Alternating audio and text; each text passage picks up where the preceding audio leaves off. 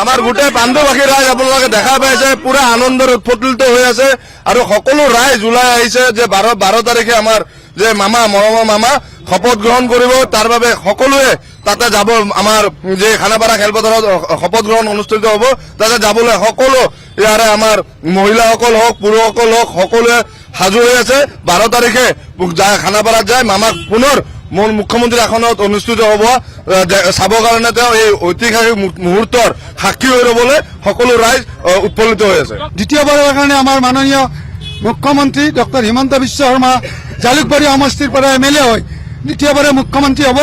গোটেই জালুকবাৰীবাসী আজি আমি আনন্দত বিভোৰ হৈ পৰিছো। সেইকাৰণে দেখিছে চব আবাল বৃদ্ধ বনিতা ওলাই আহিছে, সকলোৱে ফূৰ্তি কৰিছে। অনাগত দিনত মাননীয় আমাৰ মুখ্যমন্ত্ৰীৰ যে সপোন অসমক ভাৰতবৰ্ষৰ ভিতৰত 5খন ৰাজ্যৰ এখন কৰা এইটো কৰিব লাগে। আজি আমি বহুত আনন্দ। আজি আমাৰ হেমন্ত বিশ্ব শৰ্মা দাদা আসামৰ কাৰণে মুখ্যমন্ত্ৰী, কিন্তু জালুকবাৰীৰ কাৰণে আমাৰ জ্যেষ্ঠ ভাতৃ। আমি প্ৰত্যেকে আমি যেতিয়া শপত গ্ৰহণ কৰিব প্ৰত্যেক জালুকবাৰীবাসী তাতে আমি যাম, অপেক্ষা কৰিম, আমি দেখিম। আৰু CM ছাৰৰ ওচৰত আমাৰ এটা প্ৰাৰ্থনা আছে, যিবিলাক অলপ বাকী আছে এইবিলাক যেন আমাৰ বহু পূৰ্ণ হয় আৰু যুৱক যুৱতী আৰু যেন চাকৰি পায় আৰু আমাৰ যেন মানে ঠাই ব্যৱস্থাটো যেন ভালকে কৰে।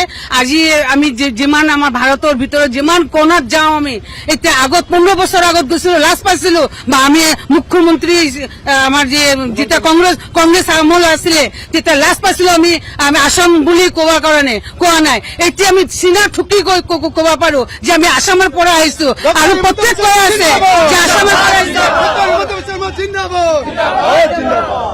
পোনপ্ৰথমে জালুকবাৰী সমষ্টিৰ পৰা আমি ভগৱানৰ ওচৰত প্ৰাৰ্থনা জনাইছো।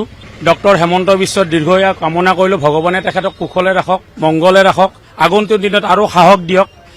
যিটো বলিষ্ঠ কণ্ঠৰে আমাৰ মাজত আছে সদায় যেন আমাৰ অভিভাৱক হৈ থাকে। আমিও মানে কি এই জালুকবাৰী সমষ্টিৰ সঁচাকে আমি ভাষাৰে প্ৰকাশ কৰিব নোৱাৰো, আমি সঁচাকে বহুত উৎফুল্লিত। আগতো আমাৰ ট্ৰেইলাৰ আছিল, মেইন চিনেমাখন এইবাৰ চাব পাৰিব। আমি গণদেৱতাক ধন্যবাদ জনাইছো যে গণদেৱতাক আমাৰ যি অসমৰ গণদেৱতা আমাক ভোট দিছে আৰু বিপুল ভোটত ভাৰতীয় জনতা পাৰ্টি আৰু NDA গভৰ্ণমেণ্টক আমি 102টা সিটত আমি জয়লাভ কৰিছো। কিন্তু আমাৰ বাৰে বাৰে কৈছো আমাৰ এইবাৰতো আছিল, আগৰটো আছিল ট্ৰেইলাৰ। যে হিমন্ত বিশ্ব শৰ্মা দ্বিতীয়বাৰ নহয়, তৃতীয়বাৰ, চতুৰ্থবাৰ, পঞ্চমবাৰৰ মুখ্যমন্ত্ৰী হ'ব। 2001 চনৰ পৰা আমাৰ জালুকবাৰী সমষ্টিত তেখেত বিধায়ক নহয়, জালুকবাৰী সমষ্টিত প্ৰত্যেক ঘৰ মানুহৰে তেখেত সদস্য বা মুৰব্বী।